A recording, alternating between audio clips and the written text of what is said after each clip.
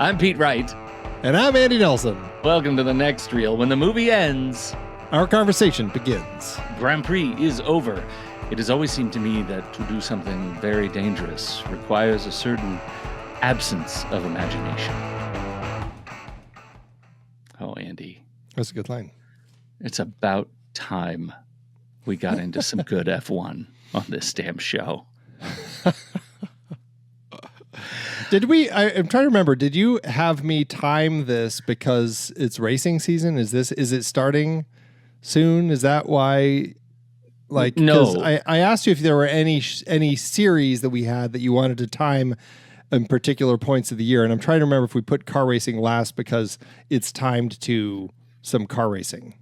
Well, just some car racing. We're in mid-season right now. The next race of Grand Prix. Grand Prix. And so we just finished this last race was Miami. We had a U.S. race, and next race comes up.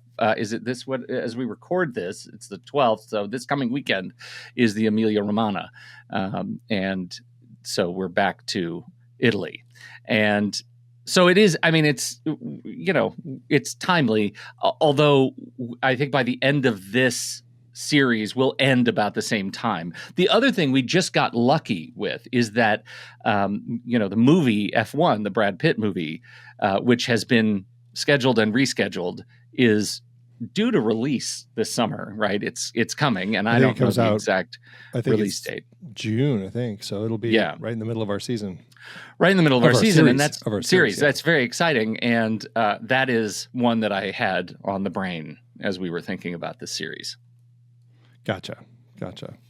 Well, so I'm very curious. This is we're kicking off the last series of our 14th season of this show, and this is your pick. It's car racing. Mm-hmm. I guess just talk a little bit about why you wanted to have this series about car racing on the show.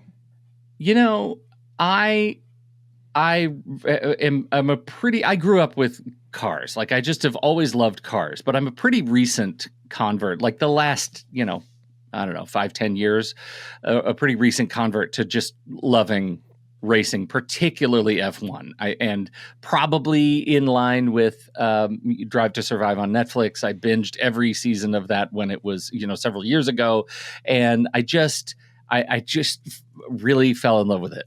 And I think the sport of F1 is so bonkers from what goes on the track and what goes on behind the scenes.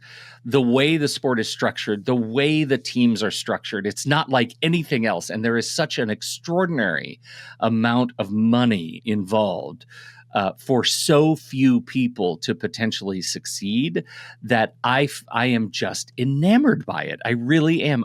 I'm just a little bit obsessed by all of it. And so the movies that I want to watch deal with a lot of that. Like, it's dealing with the big extravagance of, people at the edge, people who are romantically dysfunctional, professionally self-destructive.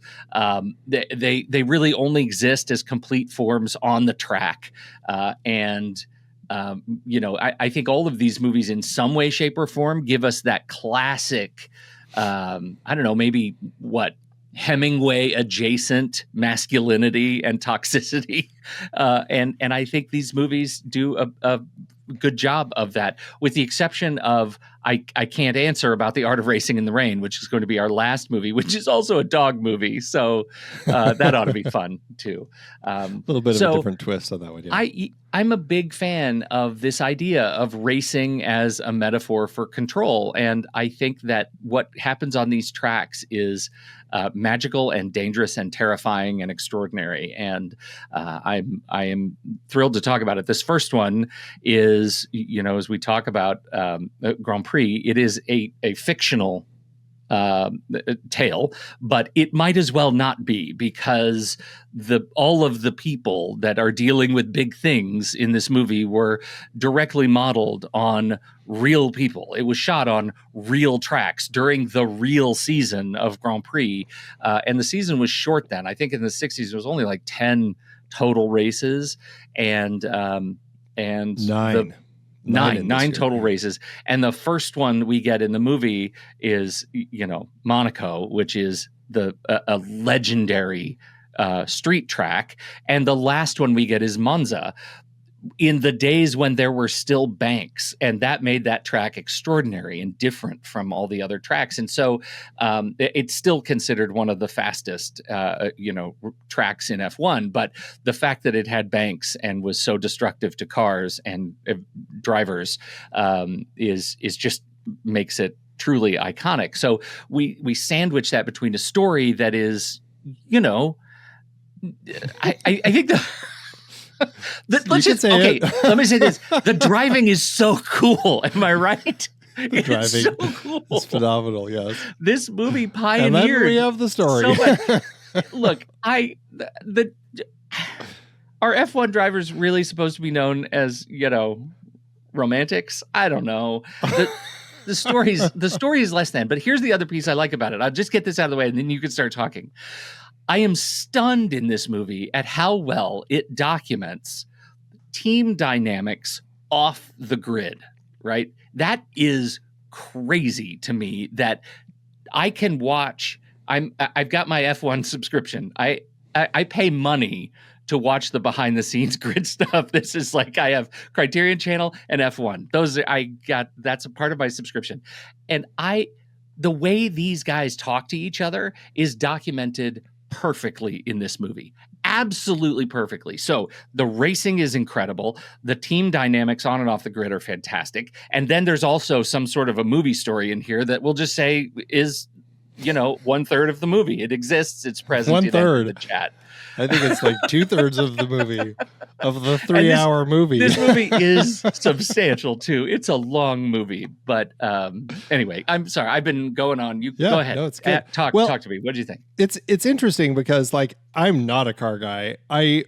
My car racing enjoyment goes as far as watching good car racing movies. Like that's what if I know anything about it, it's because I've watched a movie that has been about a race or a series of races. And like any good sports movie, it's like that gives me a glimpse into that world. And that's kind of my understanding here. And so I walked into this really not knowing much about the Grand Prix. And over the course of it, I was like, oh, okay, so it's a series of races. I just go into it thinking it's a race. I'm like, oh no, it's actually a bunch of races that they do collectively and they get points. I never quite figured out when people were getting points or how, and I guess it doesn't really matter. You get to the end of it and it's like, oh, they're all so close. Who's going to win? They set it up where the 4 guys we're mostly following are the 4 that theoretically could win if they win that last race in Monza. But I do like that they're also, through some interesting ways, giving us just some, aside from the great race footage, which is fantastic, and John Frankenheimer just did some amazing work figuring out how to craft the capture of race footage on the tracks. It's wild. But that aside, they did some interesting things. He chose to kind of do some interesting things in the story that help people like me just have a better understanding of what's going on with the race. Like when we have our first race, and we also need to talk about the fantastic credit sequence, which is really cool. But we're getting some, as things are getting ready, we are also getting some interview footage with the main racers that we're following overlaid over the top of it. That's kind of almost like an interview for television or for a show or something where they're giving us some information. And it actually kind of gave me an interesting perspective of things. We've got James Mason, or James Garner gives us that interesting line about the fact that they're shifting gears over 2,600 times in a race, and it's just like, I don't know, just like they were talking about different things like that, about the struggle, about the way they have to focus, and it made for an interesting way to kind of craft this to give me a better understanding of like the scope of these races, the style of these races. I still don't understand why they ever do any races in the middle of a town or a city, as opposed to just putting them on tracks where it's going to be safer and you're not going to have people crashing into houses or oceans, things like that. Like, I still don't understand that, aside from the fact that it looks cool and it made for some great video games in my youth that I loved playing, where you were riding through the city. But I thought that was an interesting element here, that they gave that to us to just kind of explain this a bit more as we start kind of getting to know these four main characters that we're following, which, I liked the way that they set that up. Okay, a couple of things that you brought up. And I also want to just walk through a little bit of team structure. And I know it's not related to the movie, but I'm curious how it will impact your view of the film. So I'll just bear with me for a minute. First of all, the city circuits are economic. Because when you put a race in the middle of a city, you get greater accessibility for fans, you get increased media exposure, and you get terrifically increased economic benefits for the host city, because all of the stores on the track, like all the hotels, they all get booked. People don't have to go so far. It's just crazy. So you get Singapore. Plus all of the paving companies, they get hired to repair the roads afterward. Yeah, right. Look, I mean, Las Vegas, the new Las Vegas circuit, they ran into some real trouble because of manhole covers that weren't properly welded shut for the race. So they have to go around and weld all the streets tight for these races, and then go around and unweld them again, right? Sure. When the race is not. So yeah, there is a huge economic benefit to doing these city circuits, even though it just seems so dangerous. It is so dangerous. It's like so kids die. So dangerous. Yes, I know. It's just amazing that they're not as fast, right? I think the highest speed I know was, we've got two records. The highest speed was Valerie Bottas in 2016, who hit 231.4 miles per hour, 372.5 kilometers per hour. The fastest track is Monza, widely considered to be Monza, and the fastest lap speed was actually set by my hero then racing for Mercedes, Lewis Hamilton, in 2020. He now races for Ferrari. So anyway, I think that understanding how the teams are put together is important. Now, today, there are 10 teams, and that's it. And on each team, there are 2 drivers, and that's it. And here's what they're racing for. You mentioned they're racing for points. They are racing for points. Each team is racing to win what's called the Constructors' Cup, and that's the combination of points between 2 drivers. Each driver is racing for the Drivers' Cup, right? They're racing for their championship over the course of a season. So each driver is both a competitor and a collaborator with their single other teammate. The team is made up of hundreds of people, engineers, designers. Sure. They're the ones who make the cars. So this collaboration between the people who make the cars and the 2 guys who drive them is crazy intimate. It is an incredible study of how teams work together. And when teams fall apart, they fall apart gloriously, because drivers hate the people who make the cars. The people who make the cars don't think the drivers can do it very well. You see that in this movie when Pete Aaron gets drummed out. He's like, the car's working. Cars, you didn't do your part. You didn't do your part to win this race. Like, you're part of the team, and you failed when it counted on the track. That's all you need to do is drive. We did our part by making you a great car. That dynamic is consistent and huge in these races. Now, back in the 60s, in this era, it was much, much messier. You could enter a third car if you wanted. You could actually sell a car. Yeah, you could sell a car to somebody else, and have them run independently and still have points credited to your team because you made the car. Like it was a hot mess. So everything has been dramatically tidied up since then, and it is a lot less dangerous than it ever was, even though it is much, much faster than it has ever been. So do they all have the exact same shell? Like, because other than the paint color, like these cars all look exactly the same. And I was like, is that the design of the race itself? Like, this is what the car shell is. You figure out whatever your internal workings are, and that makes it a Ferrari or a Honda or whatever the car might be. Yeah, that is, so the engine is bespoke. The engine is obviously where everything really comes to mean something.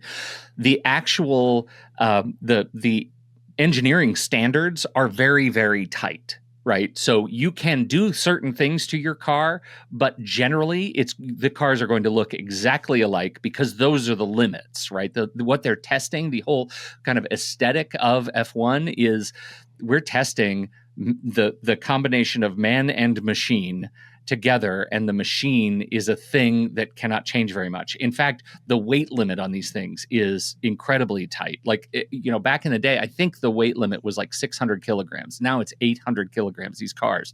So they're very, very lightweight. That's why even today you look at these cars and there's just vast swaths of unpainted carbon fiber body because paint weighs something. And so they're trying to save every single gram off of these cars. Tires. Are you using hard tires or soft tires? What is your strategy? How you can only pit a couple of times in a race. Like there are limits to how often you can pit. So all of these things, right? They're trying to make them as consistent as possible and give the teams as little leeway so that they can really test the athleticism of the drivers. Gotcha. Well, excuse me. Well, I mean, it's interesting, and I think we get enough of that for me in the film. Like, I don't need all of the details. Like, I don't need to be a fan to actually appreciate the movie. Like, I think I really want you to be a fan, though. But they do a really good job, though, of setting up this story so that I can understand. And I mean, it's car racing. You basically, people get in a car, the light turns green, they go, and whoever crosses the finish line first wins. Like, there's a pretty basic setup to what you're watching here. It's not that complex. Yeah. And so I mean, it's easy enough to kind of follow along with what they're doing. It just is like the point system, and there are some elements that you don't quite that are a little more kind of the nitty gritty that help kind of understand as we get closer to the end of the film. And we don't get to see all the races. Like, of the 9 races that would have happened in 1966 at this particular point in time, I think we're only seeing 6 of the races, and then the other 3 they mention, but they never actually show. Although I thought it was interesting, they actually shot the entire a lot of footage in one of the tracks that they which track was it? That Spa? It was the German Nürburgring racetrack. Oh yeah, the Nürburgring. Yeah, right. They shot 27 reels of footage there, and this goes, and we'll talk about kind of like the making of this story. But when John Frankenheimer wanted to make this, Steve McQueen also wanted to make another movie, and he and John Sturges at the time were working together on a movie called Day of the Champion. And they had an exclusivity contract with the Nürburgring racetrack. And I don't know if Frankenheimer knew that, but shot it anyway, or didn't know that. Anyway, he shot at the track and then had to turn all 27 reels that he had shot over to John Sturges. And just they can mention the track, but they can't actually use any footage of it. So anyway, it's kind of interesting. And so John Frankenheimer, his project went through. Steve McQueen's had a lot of issues, which is why when we talk about Le Mans as our next film, that will not be for 5 years. That's 1971 when that film comes out. Which is actually really interesting because that was right around the very end of use of the Nürburgring as a racing, as an F1 racing layout. I haven't seen Day of the Champion. I'm just assuming they it's didn't make F1. it. No, they were trying to make the film called it. Day of the Champion, and then because of all the problems, it essentially became Le Mans. Well, this is a thing that you and I should do, because you can go today to the Nürburgring when it's not closed for races, and you can just register and take your car and drive as fast as you can around the circuit. And it's apparently very, very cool to do. And you'll drive it, and you'll see people driving crazy in their like delivery vans. And I mean, it's just crazy what you can do with the Nürburgring and set your own little records. I love it. We should do that. Totally. Oh my goodness. All right. Would you take your minivan? Let's do it. Let's take the minivan. Should we talk about what do you want to talk about? Do you want to talk about the melodrama and get that out of the way? Yeah, let's get that out of the way. Let's just get it gone. All right. We've got our it's kind of four main racers. It really focuses on three: James Garner as Pete Aaron, Yves Montand as Jean-Pierre Sarti, and Brian Bedford as Scott Stoddard. Antonio Sabato is there as Nino Barlini, the second of the Ferrari team behind Sarti, but he doesn't quite get as much screen time as the other three. But we just know he's young and cocky and sleeps with all the women everywhere he goes, and is close to winning that last race. And then another weird thing happens that I scratched my head at quite a bit. We'll talk about. Okay. So anyway, we've got Antonio Sabato as Nino, and that's kind of all I have to say about him. Like, he sleeps with all the women. He kind of has that really quiet girlfriend, who doesn't really seem to want to. She's not interested in. She doesn't seem interested in racing. She doesn't drink. She doesn't smoke. She doesn't dance. And she just kind of follows him around, and then she sees him fooling around with two of the Japanese women that have come over with Toshiro Mifune, and she runs off with an American to go relic diving on the Isles of Greece, and that's which is fine. Which is fine. Let her go. That's essentially that story that we have there. Yeah.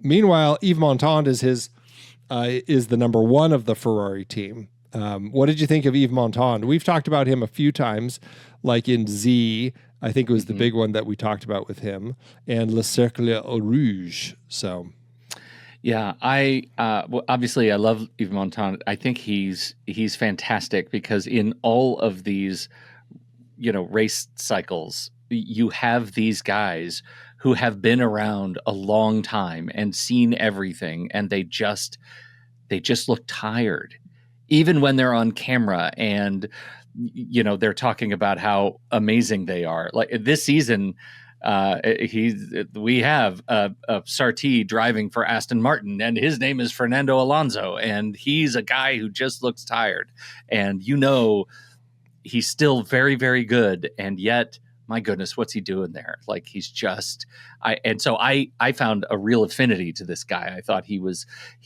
exactly where he needs to be. He's exactly where he deserves to be. And even though I hadn't seen the movie, I could tell you from the moment he's sitting on the bed, having that conversation with Pete, that he was going to be the one that we were going to lose in this movie, because he outstayed his usefulness in the field. Well, so here's a question I have. He was 45 when he made this, which is kind of shocking to me, because he's one of those actors who always looks older.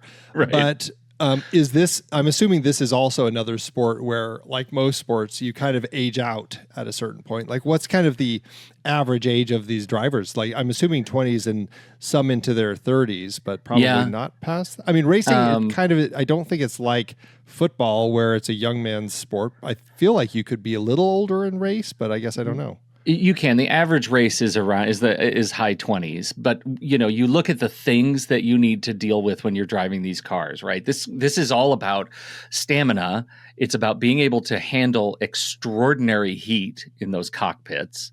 And it's about reaction time under that kind of pressure. And as you age, you just physically, you age out of being able to react very, very quickly at high speeds. And so, I think we're the youngest right now is 22, Oscar Piastri, and the oldest is Fernando Alonso at 41.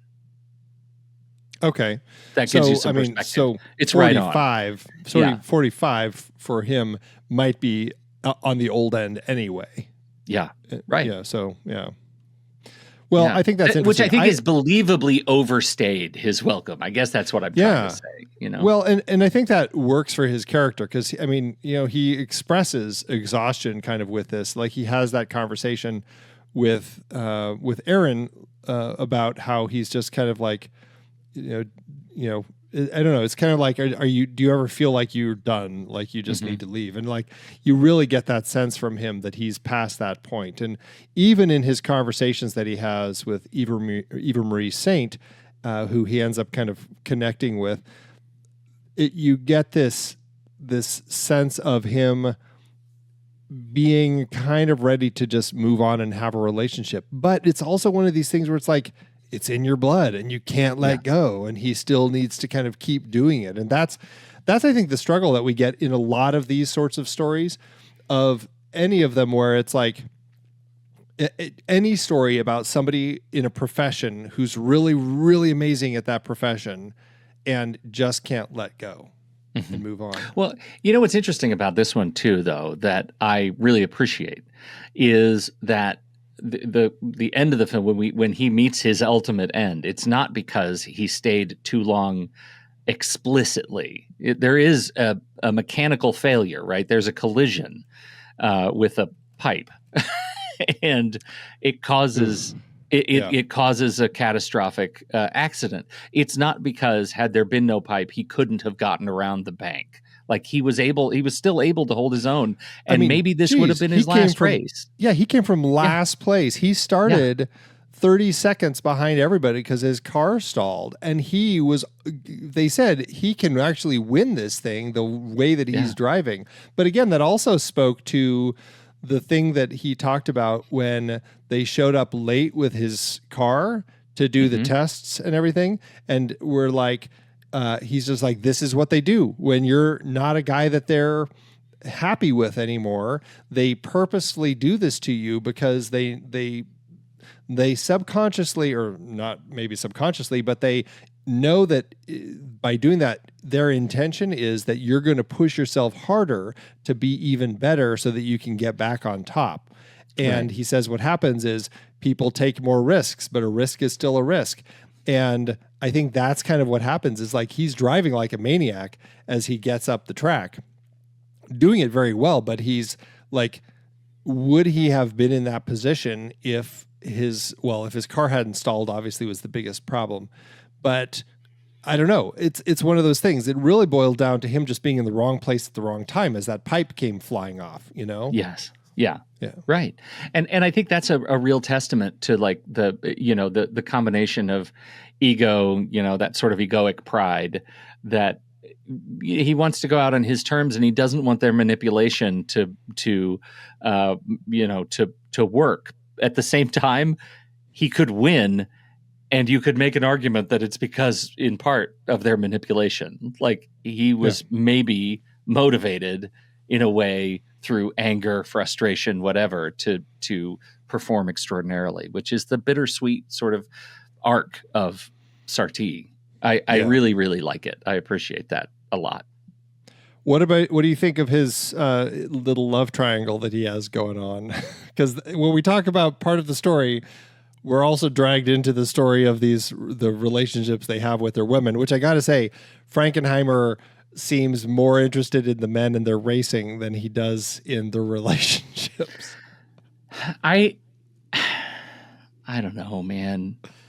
Frankenheimer he's so good at the racing stuff in this movie, and maybe I'm glad he isn't better at the romance, because we might have actually had more of it at the cost of more good racing. I don't know. The relationships with women, I mean, that's not stuff that as a fan of F1 I see and pay any attention to. They all have relationships. and they all sort of bounce around from relationship to relationship. And I find like in the real race, I don't care about it. And I really also found I didn't care about it here. None of the relationships felt particularly strong. His with the PR click person, I just didn't, I never really felt like, I always felt like it was a distraction before we got back to more racing, which maybe was the point. Yeah, you're calling PR click. That's Eva Marie Saint. I am. That's what I'm calling. Because doesn't he call her click when you're done with your click at one point? Yeah, I think so. Right, because she's stuck with me. doing all the photo shoots and everything. Yeah. It is interesting, and she's conveniently written into the story to be. I mean, she's a reporter, but she's written into the story to be kind of like following the circuit for the duration of the season, which. I don't know. When I look at like the way that the season plays out, like on the calendar from 1966, the real season, like the first race, May 22nd, the second one, June 12th, then July 3rd, July 16th, like they're spaced out like, 2 to 4 weeks apart. Mm-hmm. And I don't know. I guess I was like, is she there the whole time, or is she like go to the race and then come back like a week before the next race? Like it just seemed like, why are they like, because it May through October, so is she just like in a 6-month assignment? I don't know how that works, but it seemed just like a convenience written for the story that she's here to follow around just so that she can essentially be the love interest for Sarti as we go through this thing. And then of course we learn about the tragic nature of his relationship that he's stuck in, with the fact that he doesn't love his wife, she doesn't love him. They both see each other as kind of a necessary evil because she's running his automobile company back home and is doing it well. But she also tells him when she shows up later in the movie, like, you're never divorcing me. Like, we're going to stay together because this is how we run this business. She doesn't care about his little hussies or however she sees them. But so it's kind of like, I found that actually more interesting than anything he had going on with Eva Marie Saint. As much as I love Eva Marie Saint, like, I just love her. I think she's great. But yeah, me too. And I think that leads to another challenged relationship when we get to Scott Stoddard, played brilliantly by Brian Bedford. I mean, this is a guy who is just riddled with, personal turmoil and supremely British cultural pressures and familial pressures, and recovering from a horrible accident. And he was the second. Was he the second behind Aaron, or was he the first? He was second. He was second. Okay. Because remember, Aaron was up on the podium and invited him up to join him. That's at the very end, though. Oh, I thought that's what we were talking about. No, I'm talking about, because they're on, because at that point they're totally different teams. Right. I'm talking, because, at the beginning of the film, when he has his accident, he's the first driver and Aaron is the second, right? And Aaron refuses to let him pass, which causes, or he, it's debatable if he refuses to let him pass or not. But anyway, that's what gets him into his accident and everything. And they're both at that point they're both with Jordan BRM, British Racing Motors. Yes, and so at that race, you see very briefly, Aaron puts his hand up out of the cockpit, and that indicates that there's some sort of a problem, and he's going to be making a move. But arguably, Stoddard doesn't see it or sees it and tries to make his move as Pete's car, the gearbox fails between third and fourth, and that causes a collision and ultimately the accident. So you can kind of make the case that Pete is also right. Like, he did what he could do in a very complicated situation, but that also sets up a debilitating accident for Stoddard. Yeah, which I think is interesting. And you definitely get this, I don't know, you already are getting a sense from, I can't remember the guy's name who is their head of Jordan BRM. Yeah, we don't care for him. But like, he seems to not like Pete. He finds Pete to be a problem. and doesn't feel like Pete is really, as effective. And it seems like he's kind of like the problem driver, and he'd rather have Scott win because Scott seems like he can win, and Pete seems like he's just at this point a little bit of a mess and not really getting them what they need. And it almost seems like they probably would love to get rid of Pete, which is weird because like we're just starting off the season, and so I guess I don't know. Was all of his reaction to Pete like from the previous season, or like is there another thing that's going on beforehand before they get to this that he would have been referring to? Well, I think one of the things that's really believable about that relationship is that every driver is like every, athlete, every professional is the summation of the baggage that they bring to the current season. And that's Pete. I get the feeling, though it's not explicitly detailed in the movie, that you are exactly right, that Pete's performance has probably been rocky all along for recent seasons. He's not valued anymore as a part of the team. He's not able to deliver the points of the team for the team, and it might be better if he found his way out and they were able to replace him with a younger, hotter driver. This happens every season, and will continue to happen every single season in real F1. This was a really believable relationship. Well, and it's interesting also because it just sets up this relationship that we have between Aaron, this American who's a little reckless, who's determined to win, and Scott Stoddard, who is a great driver. And he's kind of got this marriage that is, kind of good, kind of bad. It seems like there's some relationship issues with his wife, but it really seems like the issues stem from the fact that she would love him to quit this life and he doesn't want to quit this life, like we hear so often in these sorts of stories. That seems to be largely what we're dealing with a relationship here. With Jessica Walter, which was a shock to see her so young and beautiful after all those wonderful years of being the mother of the Bluth family. But That's so funny. I know, it's crazy. It's crazy. So good. Yeah. Right. But it's just interesting to kind of get that dynamic between these two teammates. And this is going back to what you were talking about, is like the perspective that you have of the racers, where there's the team cup that they're trying to win, but they're all also trying to win the individual cups. And, I suppose it's like the Olympics or any of these other sports. It's interesting that you get that dynamic set up so clearly here at the beginning. And then that Scott is so immediately kind of like,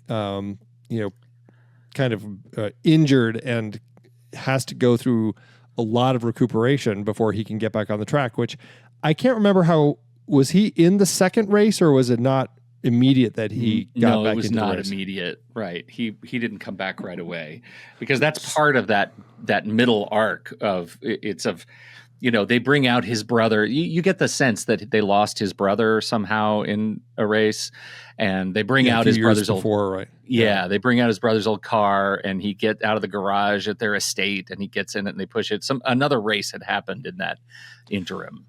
Well, and I guess that's another question I have that doesn't make sense to me, is that like if and again, I don't know the rules to this sort of thing, but if Pete is one driver and Scott is the other, and he's injured in the first race and can't race anymore, wouldn't they be better off like bringing on another racer immediately, so that they like, I assume that these people have other racers kind of like, understudy types of people in the wings ready to step in, so that by the time they get to that second race, they already have another driver, because otherwise they're never going to they can't compete really for that team cup anymore.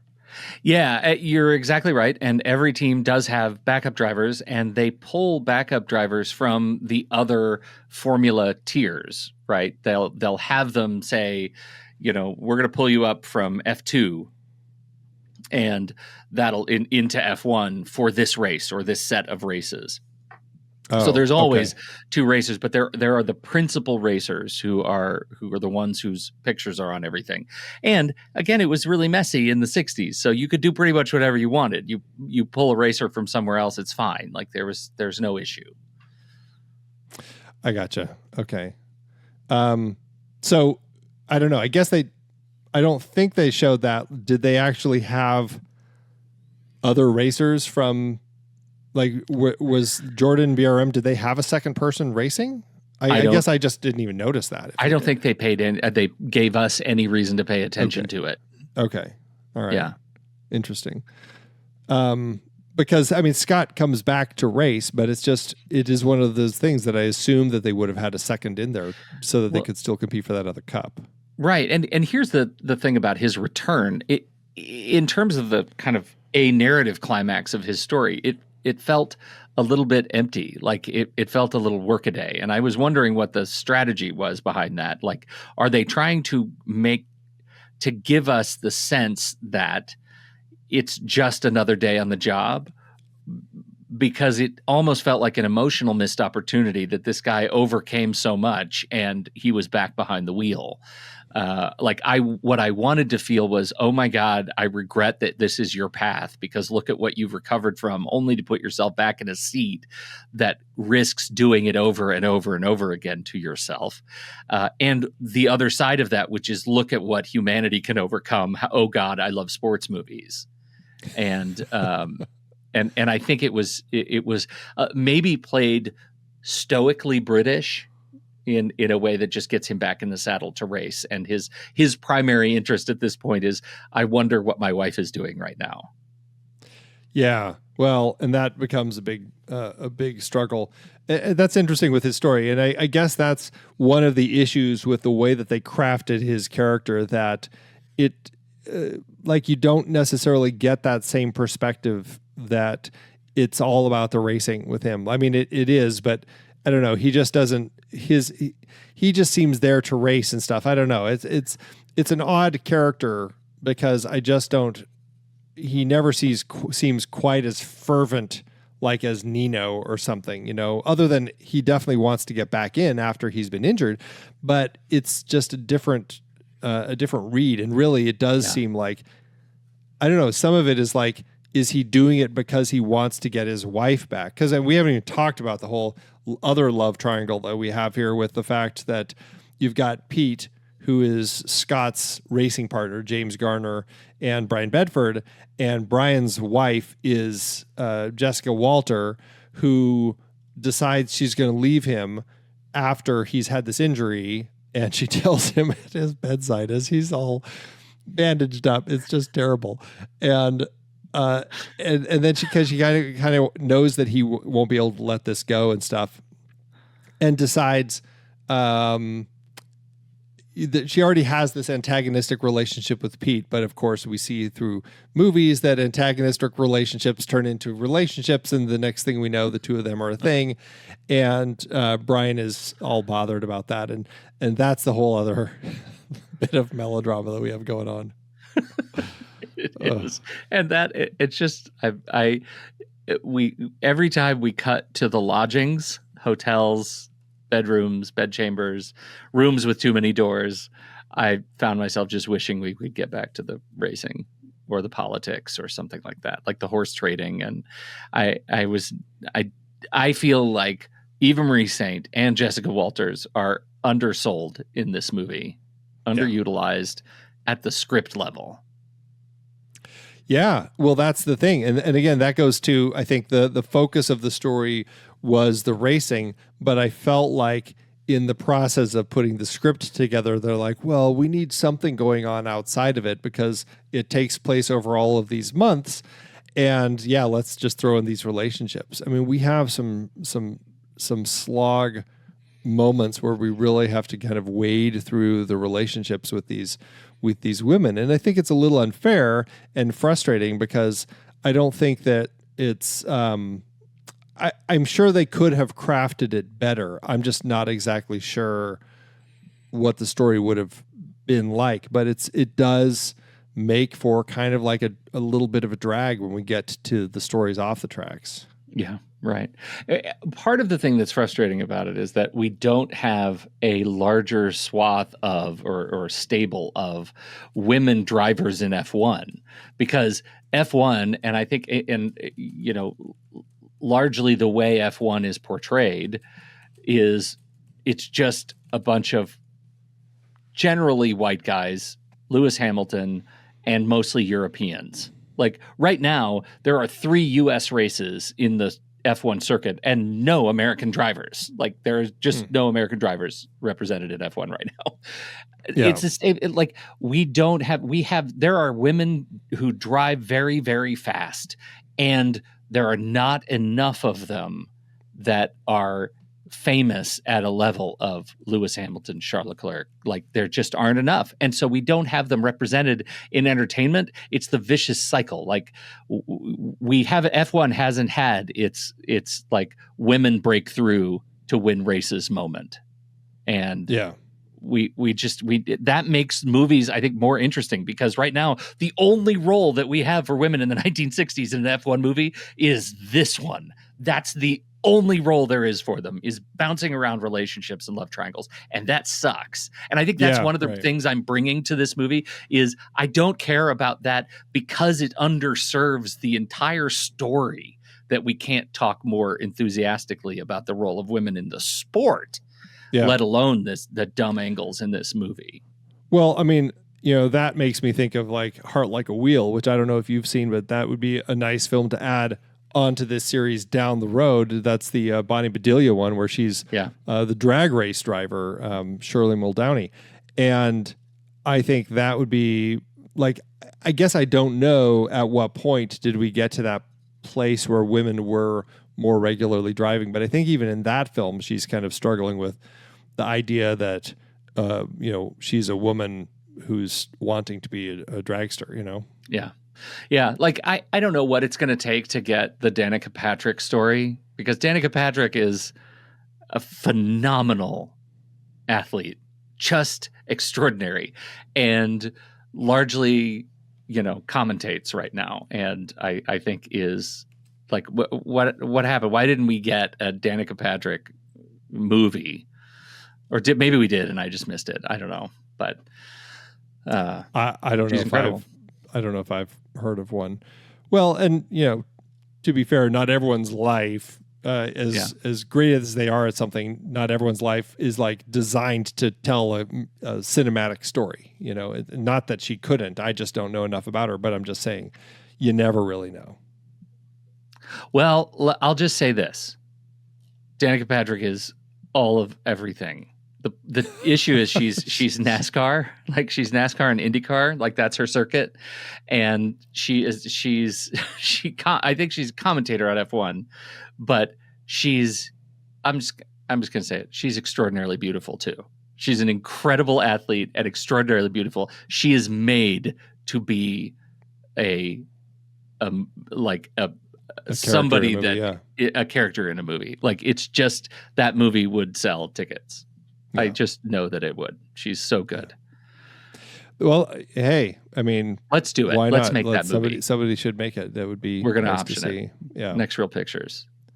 Well, I suppose she has been accused of promoting conspiracy theories through her podcast. So engaging a discussion about alien involvement in human DNA. So maybe there are reasons it hasn't happened yet. I don't listen to her podcast.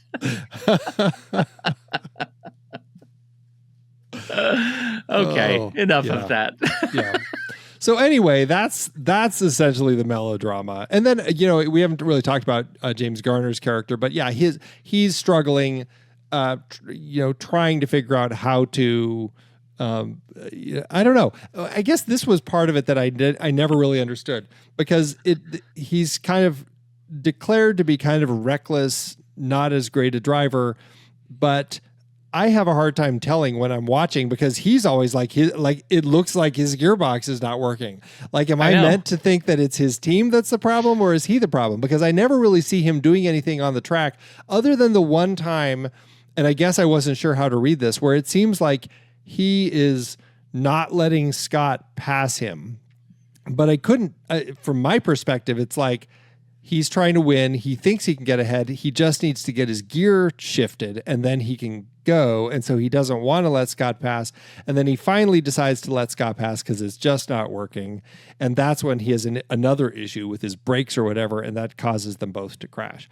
But that's the only time that I would say there's a recklessness to his driving. But I don't know, because even later you see when Toshiro Mifune hires him to kind of now be his driver, there's that moment where it's like he's going to show him the film, and this was the Mexico race that we never really get to see, but he's trying to show him where his problems are, and he's just like, why do I need to watch the film? I'm like, okay, this is a problem with people, and maybe, I don't know, when it became a regular occurrence in sports to commonly film, and so that the athletes could watch the footage and discuss it with their coaches to look at, as somebody who worked in sports video ages ago, like it's a pretty important part of the process. So you can really see what you're doing wrong and really kind of have those conversations about it.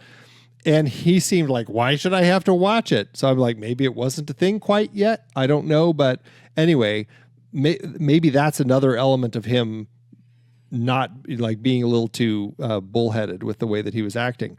But I don't know. I mean, what were your impressions with the way they crafted him as a driver?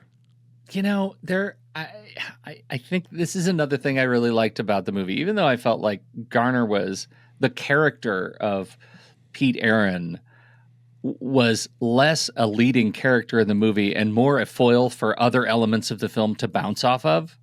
I do think that this character, you see this archetype show up in the sport all the time, which is, hey, everything kind of works against me. Like, I am fundamentally a good driver and I could win races if everything worked in my favor. And I've gotten lucky before where some of those things have worked in my favor.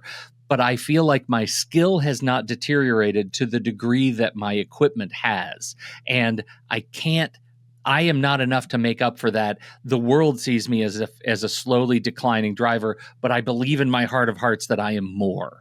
And that's the Pete Aaron story, right? Does Pete Aaron come back authentically at the end to redeem himself in all those areas? And my argument is no. My argument is at the end of Monza, he's just lucky again. He would have lost the race. And that's not... it does not ultimately let him off the hook for all of the experiences that he's dragging behind him. Yeah, well, and I guess that speaks to the other weirdness in this movie that I was just kind of surprised by. The way that he wins, it's such kind of a weird letdown to the film where basically he's in... he and Scott are running second and third behind Nino, who's way ahead, and they've been struggling trying to see if they could get past him. They never get close. They never get close to Nino. I mean, they're right there, but you never see them approaching and coming up and riding in his slipstream, all that sort of stuff. Sarti is racing up behind, and he has that crash that ends up killing him, as we've already discussed. And because of that, the owner of Ferrari decides to pull their other driver, Nino, who's in first place, as a way to show a sign of respect or mourning or whatever. And they said this is a rare thing. It's happened once before, something like that. But I was just surprised that this is something that they would do, especially when they were in first place. And it seemed like such a simple way to kind of allow Pete to win that just was kind of a disappointment the way that it ended up happening. I don't know. Is it a common occurrence, and how did it work in the story for you? Well, this was not something that I was really familiar with, because the black flag in modern F1 stands for like immediate disqualification. If you get a black flag, you did something that means you're disqualified from the race. You've somehow kept racing. You didn't know you did something, whatever. Maybe you knew it, but you kept racing belligerently. You get a black flag. You're done. You're off the race. I have never seen it used in this context. So, is it symbolic and kind of beautiful in its way? Yeah, but it's so lame that it only affects one team, right? A driver died. And it feels very much when you're out of 20 racers and now you're at 19 because one's dead, maybe you should halt the race, right? And I think they're much more conservative about those kinds of things today. And so I totally agree with you. It was a weird way to win, and ultimately we don't know. We don't know what would have happened had Sarti not died and had Nino been able to keep going. Well, I feel like what would have happened is Nino would have won. I mean, they were, as I recall, in the last lap too. So it's like, yeah, I don't know. It was just such a weird way to kind of let down that part of the story where it's just like, oh, look at that. Pete wins by default because he happens to be next in line. Like, I mean, that's essentially how it plays. And I'm like, what? Okay. Yeah. So lame. Yeah. And then, That's and then fun. you have the reconnection between him and Scott up there on the prize stand, whatever that's called, which was nice. It was a nice moment to kind of allow them to get past the issues that they had from the beginning of the film. But that's the melodrama that we're dealing with in this film. Yeah. It is interesting. I'm just looking up the history of the black flag, and it turns out the reason it feels familiar is we just had one last year for the first time in 17 years, but it wasn't at all due to any sort of death on the track. It's because one of the regulations is once the race starts, you can't have any help. If you slide off into the gravel, that's a penalty. If you can get yourself back on the track safely, you can continue to drive. But in this case, a driver had help from marshals to push him back onto the track, and he was immediately black flagged because he had assistance. That is a completely anodyne reason to get a black flag compared to a driver's dead on the field. But that was the first. It's very, very rare that happens. Well, you mentioned do they stop races now? Like if a driver dies, they do. I don't know the last time a driver died in modern F1. I mean, I've seen them on fire. I've seen them pulled out, but they've lived. Yeah. So I can't comment that.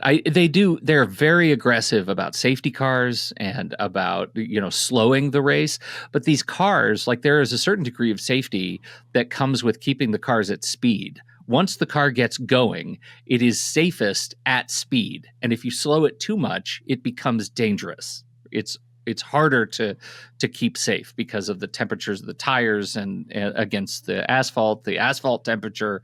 And so they have to be very conservative about when to slow and speed the race. But interesting. Yeah. Interesting.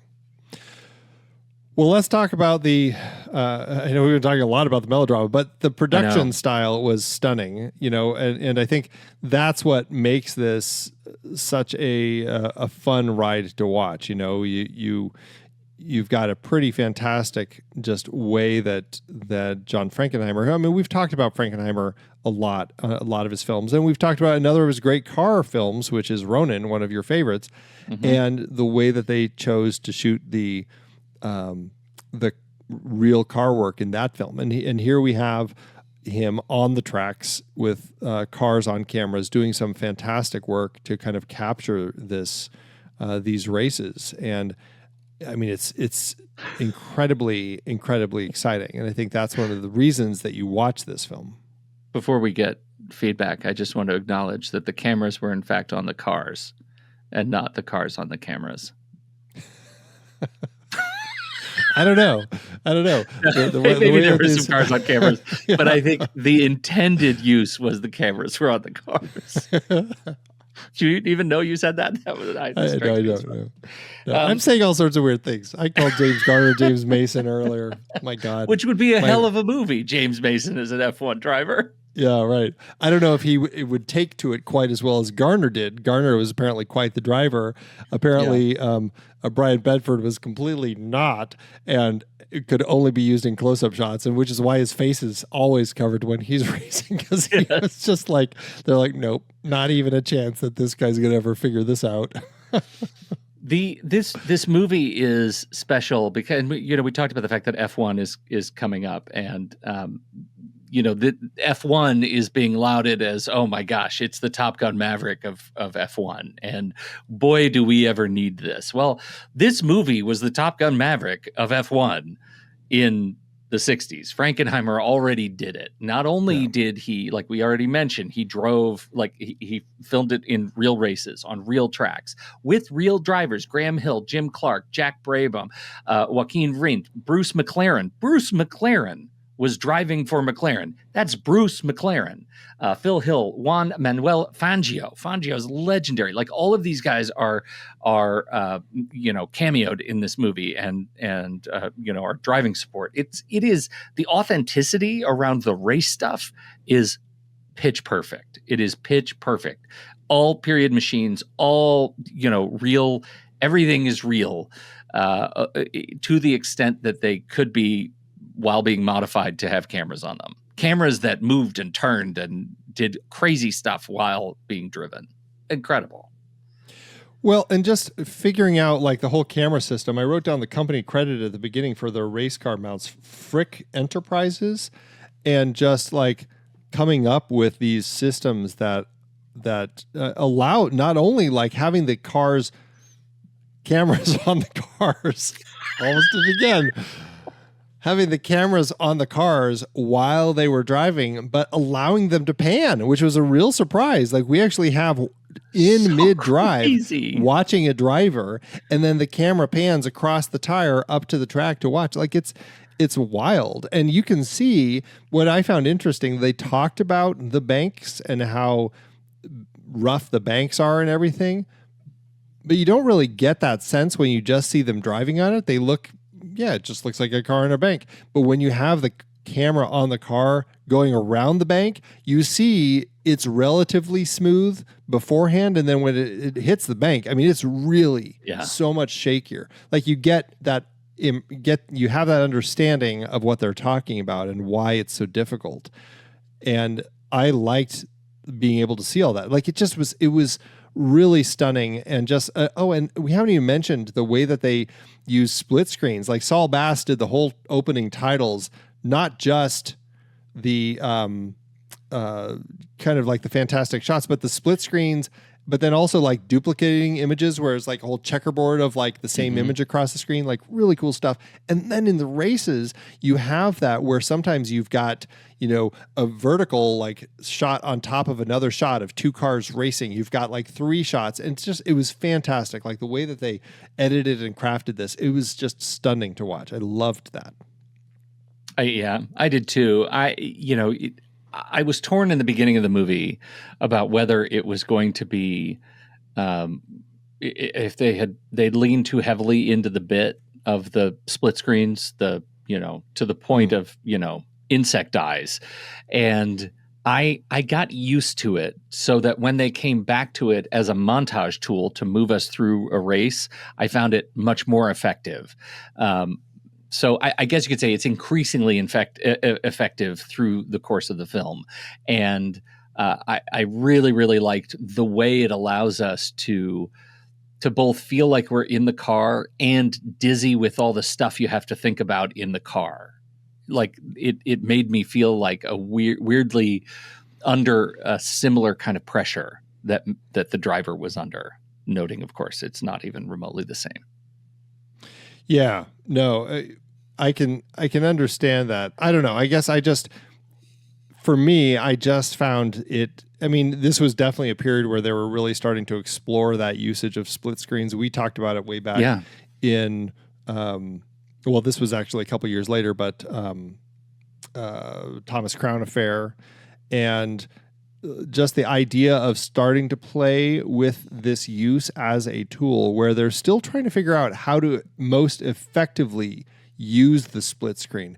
And I can see your point. Like in the beginning, sure, there are times where it felt like they're doing it because they're doing it because it's kind of cool to look at. Like when you start getting like, I can't remember, but like one of the lights or something. And then suddenly you've got a grid of like, 20 of that same image spread across the screen, like where they're trying to figure out like, when is it most effective, and this, there are times where sometimes you could argue that they might be going a little too far, but to your point, I think it all ends up becoming more and more finely honed in as they go through the film, and it all becomes that much more relevant. And by the time you get to that last race, like, I don't know, I found it incredibly gripping when we would cut to those split screens.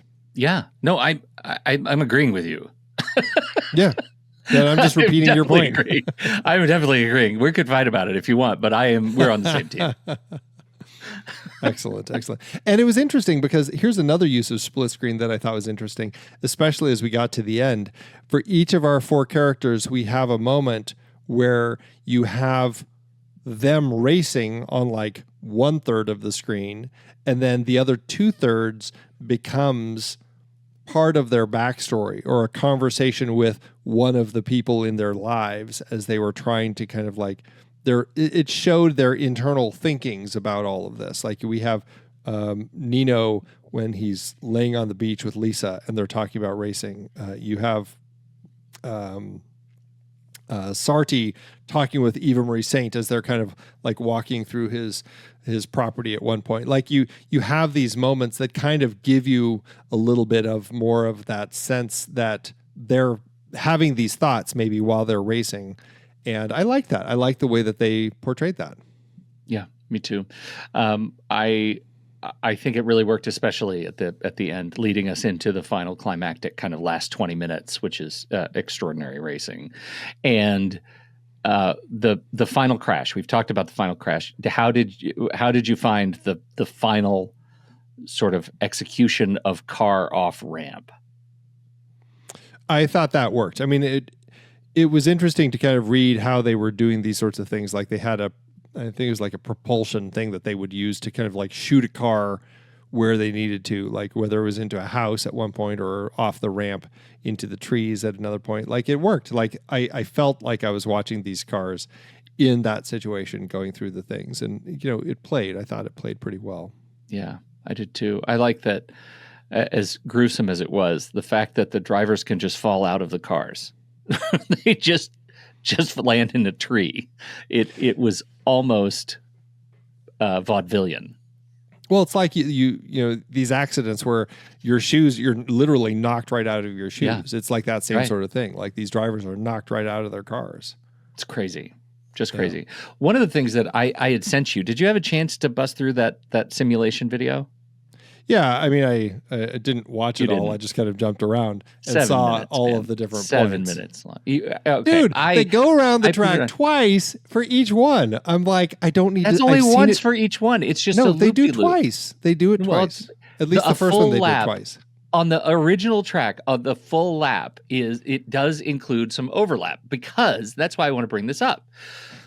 Back in this day, that track in particular crossed itself. And so the ramp was right over a bridge that the drivers then had to drive under again. And so maybe Andy will put this in the show notes. Who knows if it'll get in there. But there's this video that is a driver driving through a simulation video game. Monza, which is how the drivers train, right? That's how they train these tracks in real life. And so he's driving around the track over time. So you can drive the track when the bank was still there, and it's not there anymore. It was demolished in 1980. And so anyway, you get to see where he came off and where he landed, where other drivers then have to pass the accident completely outside the situation where it happened. It is an alarming kind of realization that these drivers had to, what it feels like when they come into contact with one of their compatriots in flames. It is, I think it's really stunning.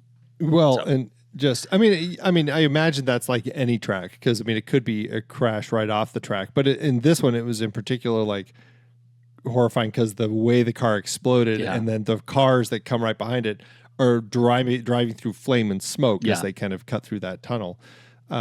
I just felt horrified for the poor medics who had to like panic run across the track as fast as they can so they don't get hit by these cars that are moving 180 miles an hour. Yeah, it's crazy. It's crazy. Yeah. My gosh. Overall, a good time. Yeah, it's a fun movie. It is a long movie. It's 3 hours, like we said. But the car racing, it's absolutely worth watching. I would imagine, they shot this on the Super Panavision 70, and it was in the 70 millimeter Cinerama. I imagine this would be a stunning film to look at on a big 70 millimeter screen and just see that like those races on that massive screen, that rumbling and everything. I can imagine how impressive that would be. This would be a fun one to see on the big screen if it would ever come around. I would definitely get tickets for that. I watched it on the headset, man. Big screen. It was great. My TV is a big screen too, but I'm just saying there's a difference. No, it's not different. You haven't used it. Does your little earbuds, do they rumble, make the whole theater rumble? Yeah. Do they really? They rumble. They rumble. And I bet. I never mind. I'm not going to tell you what else I do. It's dirty. What? I don't even want to know. All right. Let's move on. Any other points, or is that it? No, I'm done. All right. Well, we'll be right back. But first, our credits. The Next Reel is a production of True Story FM, engineering by Andy Nelson, music by Milano, Ace, Francesco D'Andrea, Oriel Novella, and Eli Catlin. Andy usually finds all the stats for the awards and numbers at the-numbers.com, boxofficemojo.com, imdb.com, and wikipedia.org. Find the show at truestory.fm, and if your podcast app allows ratings and reviews, please consider doing that for our show. Is this me? No, it's me. I wasn't even ready. Hold on. Wait, are you membership? No, I'm Letterboxd. Is that what we're doing? I did Letterboxd. Oh, no. No, I did membership last week. You spent all that time on your ad and you wrote the wrong ad. I wrote the wrong ad. Okay, that's okay. I can pivot. I can pivot. Hold on. Well, I'll just do mine while you're pivoting. Yeah. Are you? Can I go? Oh, yeah. Oh, you better go.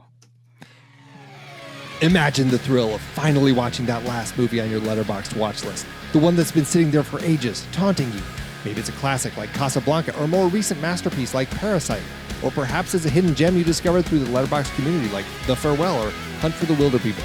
With each film you watch, your watch list gets shorter and shorter, building anticipation for that glorious moment when you can finally say, I've watched everything on my list. It's a feeling of triumph, like crossing the finish line of a marathon or a Formula One race. But here's the thing about being a movie lover. There's always another race to run.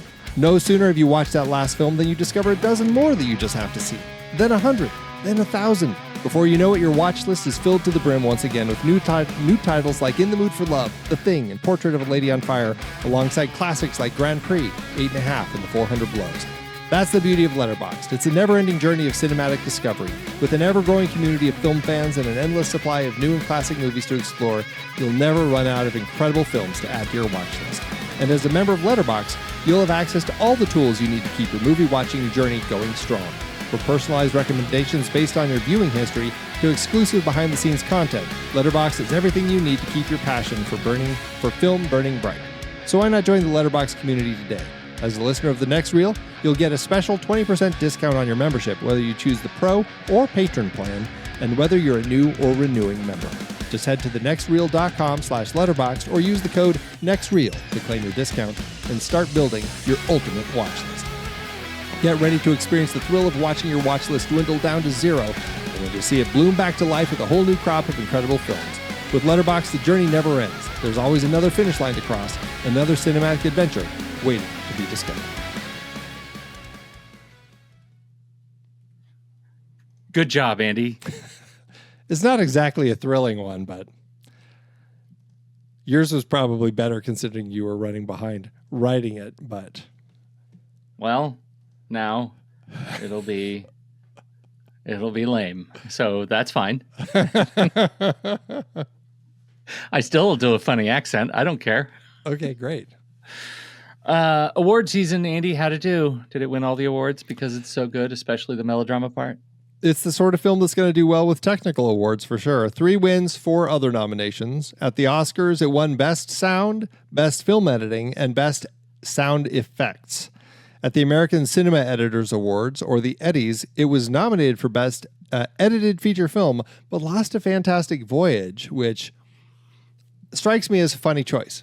Yeah. I don't know. Maybe I'll have to watch Fantastic Voyage again to see if I think maybe they were just upset that this was 3 hours and you had to suffer through so much melodrama. Who knows? Right. At the DGA Awards, it was nominated for Outstanding Directorial Achievement in Motion Pictures for Frankenheimer, but he lost to Fred Zinnemann for A Man for All Seasons. And at the Golden Globes, both Jessica Walter was nominated for Most Promising Newcomer for a female, and Anthony Sabato was nominated for Most Promising Newcomer as a male, but they both lost. Jessica Walter to Camilla Sparv in Dead Heat on a Merry-Go-Round. I haven't seen that. It's a heist film, though. We can add it to our heist film list. Okay. And Sabato lost to James Ferrantino in The Pad and How to Use It, which is, I don't know. Both of these sound like fake movies. It definitely sounds like movies of the time, late 60s. Yeah. All right. Well, I mean, it didn't win Best Movie of All Time ever, which is probably right. But did it win Best Money-Making Movie of All Time ever? How'd it do at the box office?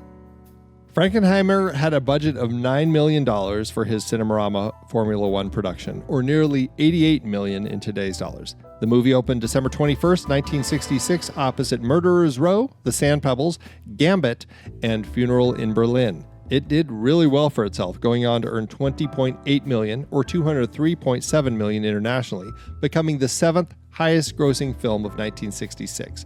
That lands the film with an adjusted profit per finishman of just over $650,000, doing quite well for itself. So it's a cult film, an indie hit, is what you're saying. You know, F1 is coming out is reported to be 300 million. I ask that. I talk about that just because I kind of can't believe it's only 88 million in today's dollars. Because what they accomplished with this movie with a $9 million budget in the 60s feels to me to be extraordinary. Yeah, with the work that they did on the tracks and everything. Yeah, yeah. Well, and you know, Frankenheimer cut quite a number of deals. Like he showed the Ferrari team, because they were nervous to be featured in the film as much as they are, and he showed them the footage, and they're like, "Oh no, this is totally fine. Go ahead." Yeah, and he made good showing, like featuring the tires from like Goodyear and everything, which allowed him later to feature so heavily and get access to the Goodyear blimp for Black Sunday.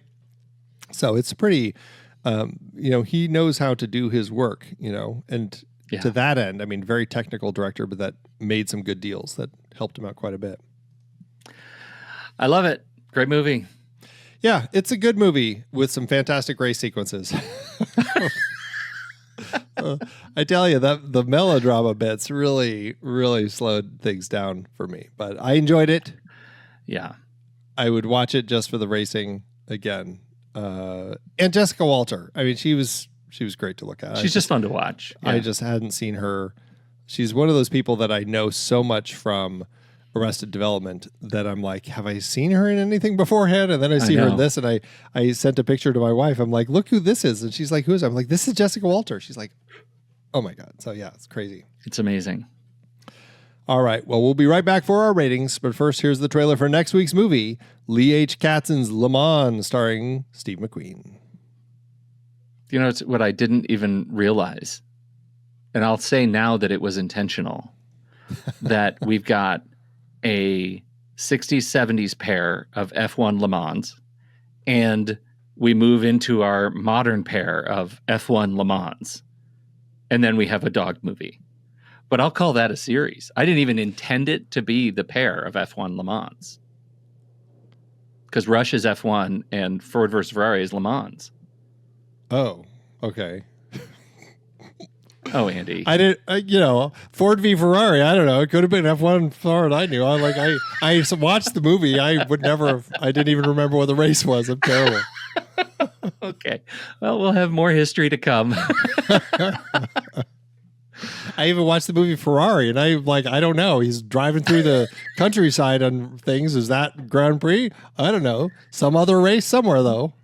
We'll add it to the list and put it in a bucket. All right. Man. So it's my turn now. Now it's your turn. So the same music is fine. And I'll also put in there just I want racing sounds like cars passing. So I'll put that link in there too. I love it when you make things harder for me. Yeah.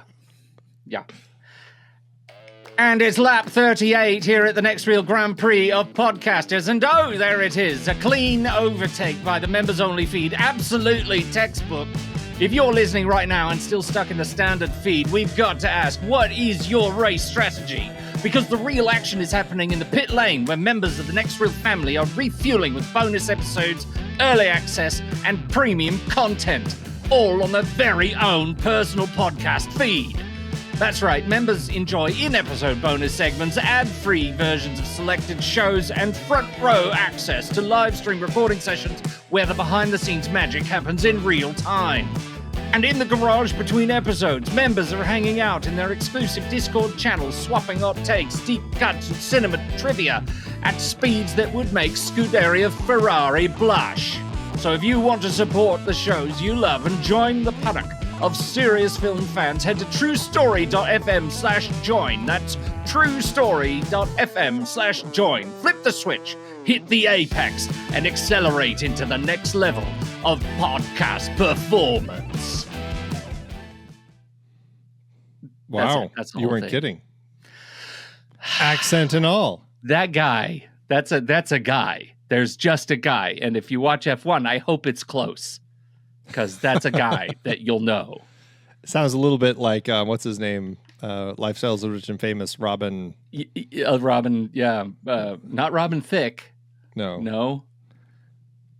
Anyway. I'm Robin... Leach. Leach. Robin Leach. Lifestyles of the Rich and Famous. Yeah, it's pretty much the like same that. voice. Okay. Letterboxd, Andy. Oh, God. What are you going to do for Letterboxd for this movie? I hope it gets a heart. I think it's going to be 3 stars. It is 3 stars, and it does have a heart. Yes. Okay. Yeah. All right. I enjoy this. Like it's just the melodrama really kind of bogs things down, but like the race stuff is just fantastic. So. Well, I think the race stuff is clearly just a little bit more fantastic than you. It's not a 5-star movie for the same reason. The melodrama, the relationship stuff that isn't involved with any of the F1 mechanic is a slog. So I'm going to come in at 4 stars and a heart. All right. Well, that will average out to 3.5 and a heart over at our count at the Next Reel. You can find me over there at Soda Creek Film. You can find Pete there at Pete Wright. So what did you think about Grand Prix? We would love to hear your thoughts about this one. Hop into the Show Talk channel over in our Discord community where we will be talking about the movie this week. When the movie ends, our conversation begins.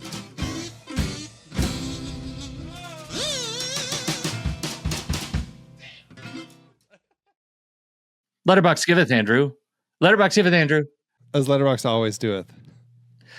Okay.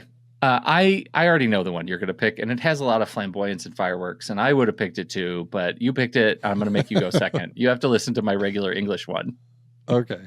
This is a 5 stars from Vlada. There are not a lot of good movies about racing, much less contemporary ones. The point is usually in a lack of mythicality and festivity of the sport. But I just think that filmmakers are unable to treat machinery like Frankenheimer does.